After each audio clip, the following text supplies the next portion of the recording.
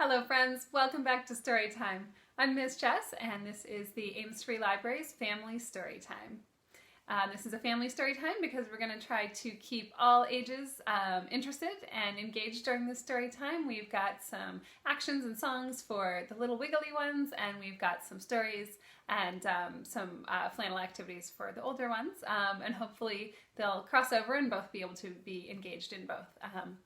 So let's get started. We are moving right through our summer reading program at the library. So for those of you who are interested in finding out more about that, we are doing pretty much everything in a typical summer program that we would do in the library, but we are doing all of it online this year. So we have the reading program with tracking the minutes that you read and that you read with your child. We have family entertainment. We've got some virtual craft programs, some STEM programs. We've even got a couple of different kind of movement programs going on. So a little bit of everything. So if you are interested in finding out more, particularly if you've got a preschooler or older, do check that out over at the Ames Free Library website, amesfreelibrary.org, and go check out the kids page over there. So yeah, so that's summer. I hope you're all enjoying your summers. It's a very different kind of year this year, but here we are, partway through. All right, it's time to say hello. That means come get ready for story time. So come on over, make yourself comfy. We're gonna start with singing a song and say hello. In this song, I need you guys to find your head. I need you guys to find your feet. And I need you guys to wave your hands. Ready to go? I am here and you are here and we are all together. I am here and you are here and we're gonna have some fun. I'm gonna nod my head. Yes, you guys can do that, right? Just tell me, yes. I am here and you are here and we are all together.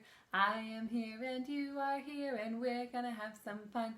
I'm gonna nod my head. I'm gonna wiggle my toes. Can you wiggle those toes down there? I am here and you are here and we are all together. I am here and you are here and we're gonna have some fun. I'm gonna nod my head. I'm gonna wiggle my toes. I'm gonna wave my hands.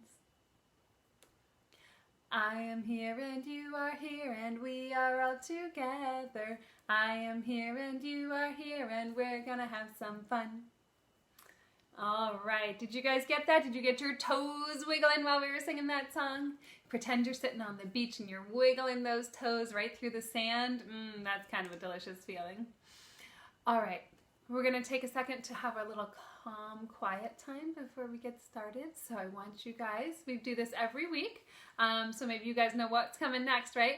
We're gonna think of something that makes you smile, and then when we breathe in, I'm gonna tell you to take a nice, quiet breath, and you're gonna breathe in right through your nose, just like you're smelling a flower. Can you imagine that? Like you're smelling a flower? And then when we let the breath out, we're gonna say, ah. Just like we're sitting on a nice, warm, relaxing beach, right? Okay, so I want you to think of something that makes you smile. Think of a word that makes you smile. What makes you smile? Maybe flowers make you smile. Or maybe mom makes you smile. Or maybe your favorite baby doll makes you smile. Something that just makes you feel warm and fuzzy and happy inside. So think of that word. And then I want you to close your eyes and we're going to breathe in just like we smelled that flower. And then we breathe out. And I hope inside you have a big smile, but maybe you have on your face a big smile too. So a nice little quiet, calm way. You can think of that maybe before you go to bed at night, or maybe right when you wake up in the morning, and make yourself just have a little quiet smile inside, and that'll help you start your day with a smile in your face. All right, we're gonna go to our bigger motion activity. We're gonna do this one where we are going to wiggle our fingers, but we're also gonna tap our toes.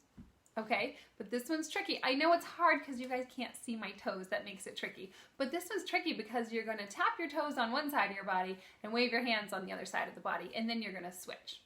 And what gets funny is when you figure out, oops, I messed up, and you have your fingers wiggling on the same side of your body that you have your feet tapping, right? So it's a tricky one. We do this every week. We won't spend too long on it, but it's fun that you guys can, it's one that you guys can try later on your own, just for the fun of it, just to see how your coordination and your body movements are improving every week. And also, it's kind of fun when you get it wrong and you realize, and I don't know about you, but it always makes me crack up a little bit. And I say, oh man, I just can't get this right, can I? So let's start. I'm going to start with, so we've got your left hand, and you're going to start with your right foot. So let's wiggle your fingers, tap your toes, and we're going to switch. Wiggle your fingers and tap your toes. And then we'll switch again. Make sure you're switching your feet too. You should have your left foot tapping along with your right hand. Right foot with left hand.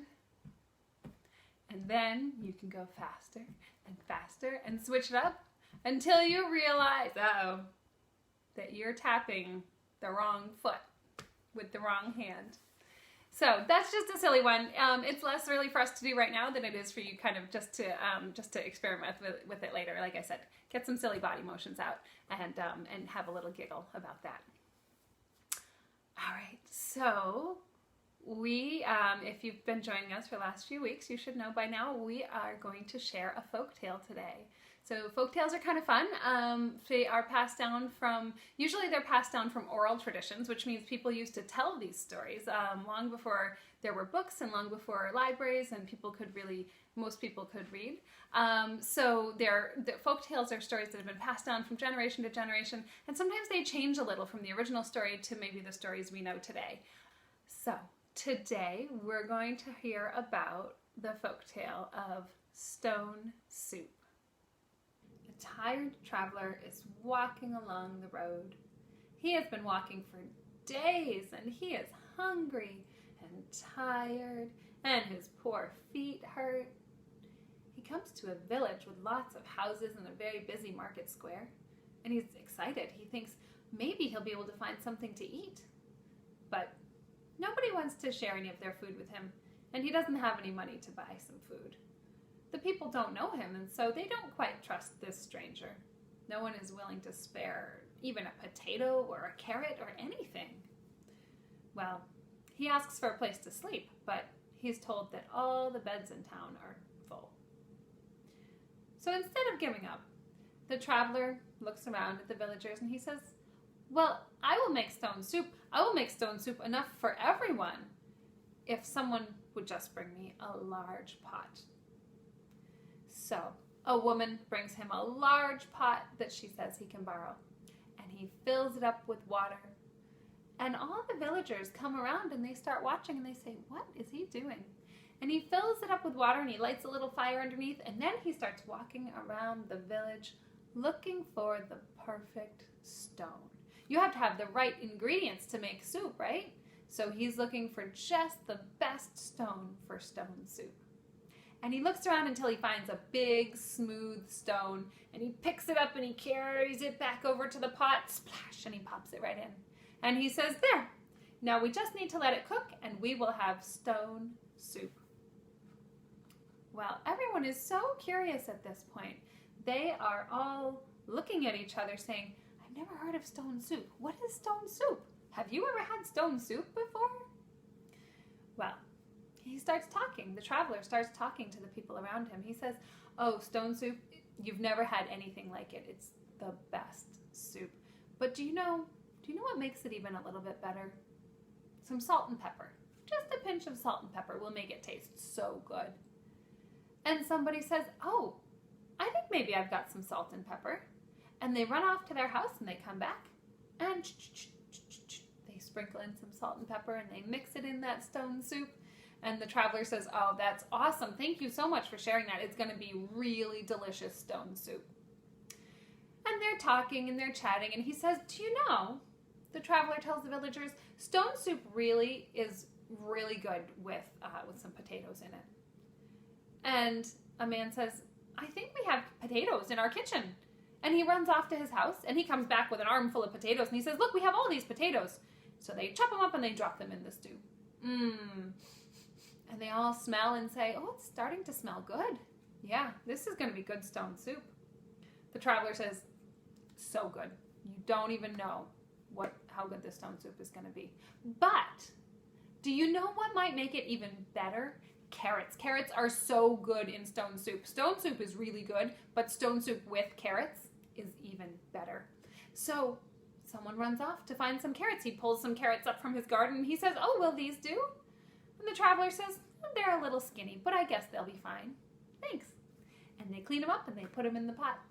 And now there are carrots and potatoes in there with that stone. And as they talk, the traveler will mention, oh, do you know beans are good in stone soup? Or gosh, turnips might be good. Onions. Stone soup tastes so good with onions. And every time he says something, a villager goes to his or her house and finds it in their kitchen or in their garden. And suddenly everyone's bringing food to share, and they drop all these delicious vegetables in the pot. That soup is smelling delicious. Well, by the time the soup is hot and ready, it is full of the most delicious filling ingredients. And they all enjoy it together. So even though the villagers were stingy at first, they were curious enough to bring all the ingredients. And the traveler was clever, and he was able to make something from nothing and make some new friends. It's always good to be kind to others. And here it is, stone soup. This is an award-winning, a very famous copy of Stone Soup, illustrated by Marsha Brown. This one actually won a Caldecott Medal, so it was a very popular book when it came out, and it's still a popular one today. Now you will find, I did mention sometimes there's different versions of the stories. This one has 3 soldiers who come into town and are looking for something to eat, and they convince the villagers to help them make this delicious soup. But the story I told only has 1 traveler, right? So there are different ways to tell these stories, but it still is the same story at the heart of it. So if you're interested to read about this version, where the 3 soldiers come into town, you can put that on hold. Come check that out from my library.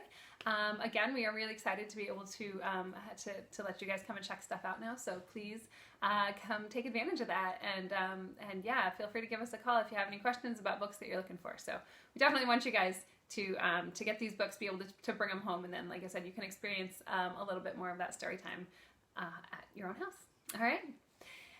Okay.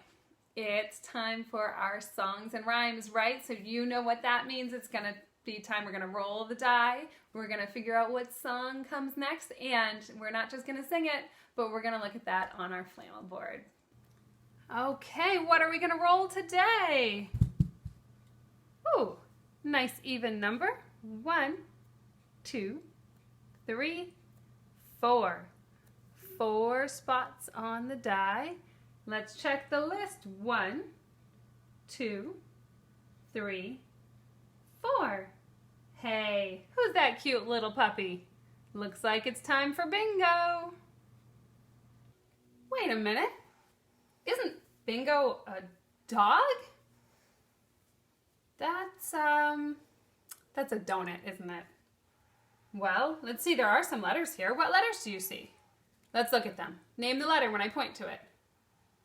D, O, N, U, T. I think we can sing a song about a donut. All right, well, remember, just like with bingo, every time we're going to take away 1 letter and we'll clap our hands instead. All right, are you guys ready? I know a treat that has a hole, as you can plainly see. O-D-O-N-U-T, D-O-N-U-T, D-O-N-U-T. Oh, save a bite for me, oh. Hey. Okay, remember, the D is gone, so we're gonna clap our hands this time. I know a treat that has a hole, as you can plainly see, oh. O-N-U-T, O-N-U-T, O-N-U-T, and save a bite for me, oh. Wait a minute, this donut's getting smaller. Well, I guess we're gonna have to clap 2 times. You ready for the next one? I know a treat that has a hole as you can plainly see, oh. N-U-T, N-U-T, N-U-T, oh, save a bite for me, oh. Oh my, this donut's disappearing really fast. We have 3 claps this time. Who's ready? I know a treat that has a hole as you can plainly see, oh. U-T, U-T, U-T, oh, save a bite for me, oh. That must be my bite, right? There's only one left. That must be for me. Let's sing our last letter. I know a treat that has a hole as you can plainly see, oh. T, T, T, oh, save a bite for me, oh. Hey, it's gone, isn't it? I don't even see the hole anymore. That's okay, let's sing our last verse. No letters, we're gonna clap everything. Ready? I know a treat that has a hole as you can plainly see, oh.